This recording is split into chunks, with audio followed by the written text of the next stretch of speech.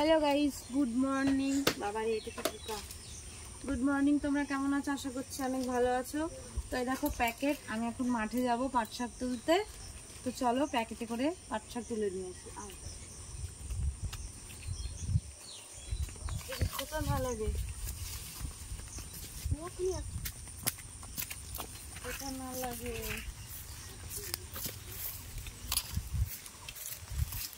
কত সুন্দর সুন্দর শাক হয়ে রয়েছে। তুলে নিয়ে গেলেও হয়। হ্যাঁ, তুলে নিয়ে গেলেও হয়। এই যে পাটের জমি একটা, ওই যে একটা পাটের জমি। এই মাঠ দেখে কত বেরিয়েছি, দেখি কি পরিবেশ খাবার। পড়ে যাচ্ছিলাম এক্ষুনি। আর এখন বাড়ি চলে যাব, তাই জন্য ভাবলাম দুটো পাট শাক তুলে নিয়ে যাই। এখানে তো দিদার শাক আছে।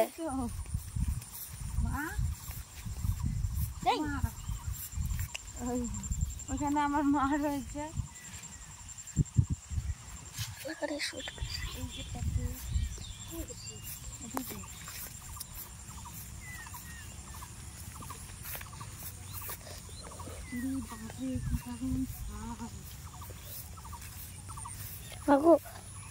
ভয় লাগছে। তুমি বৃষ্টি হয়েছে তার জন্য।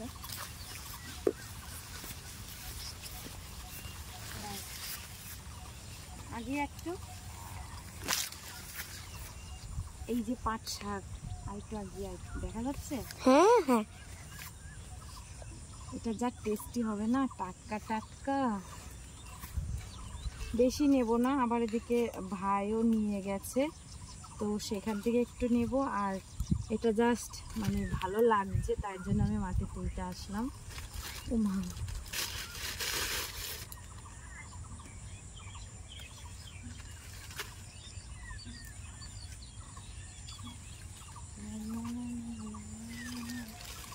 ভেতরে ঢুকে যাই।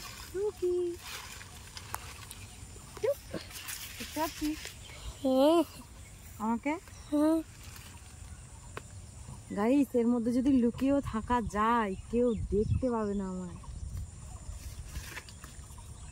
কেউ খুঁজে পাবে না। কি মজা। ও বাবা গো, পিঁপড়ে মজা হচ্ছে তো এবার। ও গাইস, পিঁপড়ে কামড়ালো আমায়।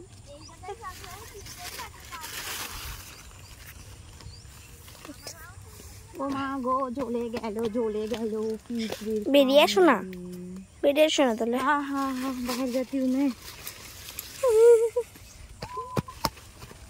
মজা পেয়েছো?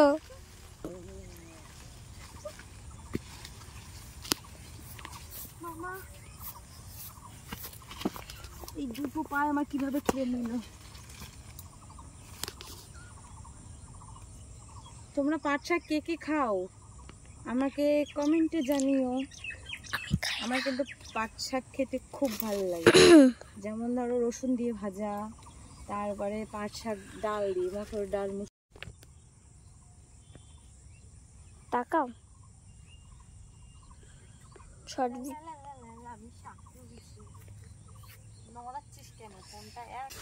গাইস, আর তুলবো না, এইটুকু নিয়েছি। আর হচ্ছে ভাই নিয়ে এসছে, তো চলো এই প্যাকেটটা রেখে এখন এই মাঠে এসেছে, দুটো রিলস বানাবো না তা তো হয় না। তো চলো আমি দুটো রিলস বানিয়ে নিয়ে বাড়ি চলে যাব।